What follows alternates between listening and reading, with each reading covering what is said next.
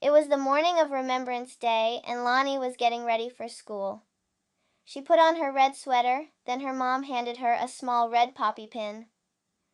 "Why do we wear this poppy today, Mom?" Loni asked, tilting her head. Her mom knelt down and held the poppy gently. "This flower is a symbol to remember the brave soldiers who fought in wars long ago so we could live safely. It's a small way to say thank you." At school, Loni proudly showed her poppy to her friends. During class, Mrs. P read a story about a soldier who missed his family but kept fighting to protect everyone. "That soldier was so brave," Loni whispered to herself. When she got home, she saw Lare and Lily playing. Lare had lost his poppy and looked sad. "I can't find it, Loni," he said, eyes downcast. Loni took off her own poppy and pinned it on Lare's shirt. "Here, you can have mine," she said with a smile. "I want you to remember, too." Lare hugged her tightly. "Thanks, Loni. I'll be careful with it." A little red poppy, worn with care, a symbol of love for all to share. It's not just a flower, but a message we send to remember the soldiers who fought till the end. The gym at St. Peter's School was filled with students all standing quietly.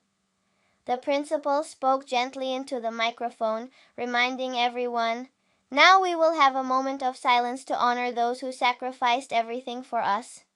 Lare stood next to Loni, holding her hand tightly. He closed his eyes and tried to imagine the soldiers his teacher had talked about, men and women, young and old, standing strong in fields of poppies. He thought about the stories his mom had shared about how soldiers protected families even though they missed their own. Lare squeezed Loni's hand and whispered, "I'm thankful for them." After the silence ended, Loni looked at Lare.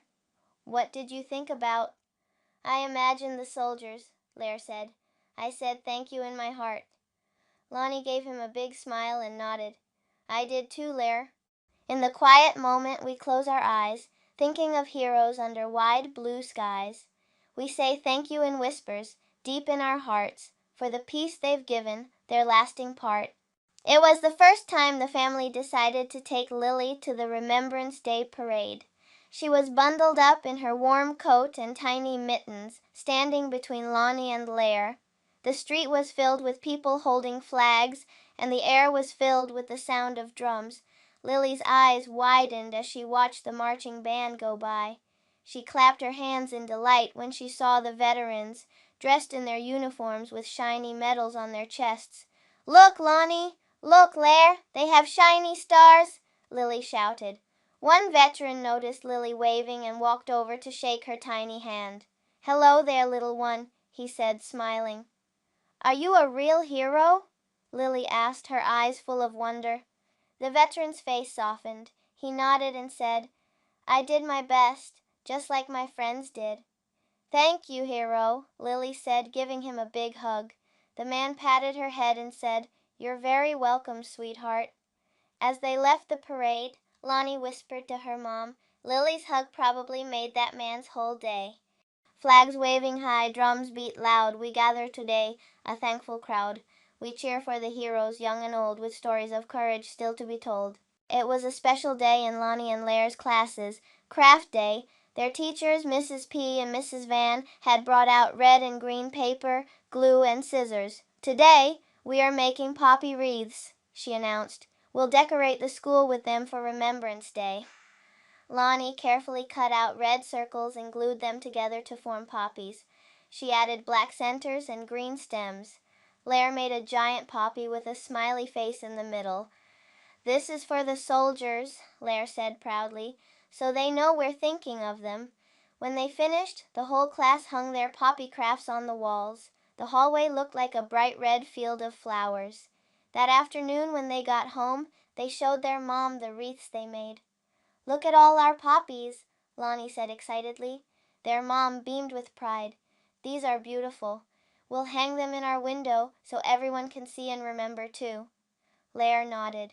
"It's our way of saying thank you." Paper poppies on the wall, red and bright, big and small, a field of flowers we've made today, to remember the heroes in our own way. One day, Lily came home with a small packet of seeds from preschool.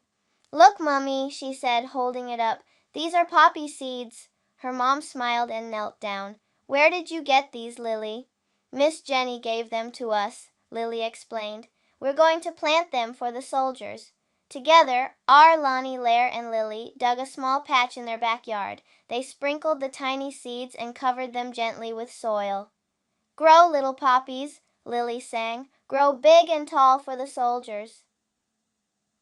Every day Lily checked the garden. When the first little green sprout peeked out, she clapped her hands. "They're growing! The poppies are coming!"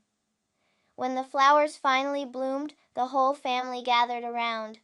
"We made a garden for remembrance," Loni said softly. "It's our special way of honoring the soldiers. Tiny seeds in the earth below. With love and care, they start to grow. Poppies bloom, red and bright, a garden of memories, pure and light." It was Remembrance Day at St. Peter's School. All the students gathered in the gym for a special liturgy. Loni felt excited because her class was going to sing, and she had been chosen to say a prayer. Lare was sitting with his class at the front, smiling up at her. Little Lily, with her preschool group, waved her tiny poppy at Loni. The room was quiet as the piano began to play. Loni's class stood up and sang, "Light a candle for peace, light a candle for love." The song filled the gym, and Loni felt a sense of pride as she sang. Then she took a deep breath and stepped up to the microphone for her prayer. "For the leaders of nations, that they may act decisively and courageously as peacemakers as they serve their people," she said, "we pray to the Lord." The entire gym responded together, "Lord, hear our prayer." After the liturgy, Lare ran up to her.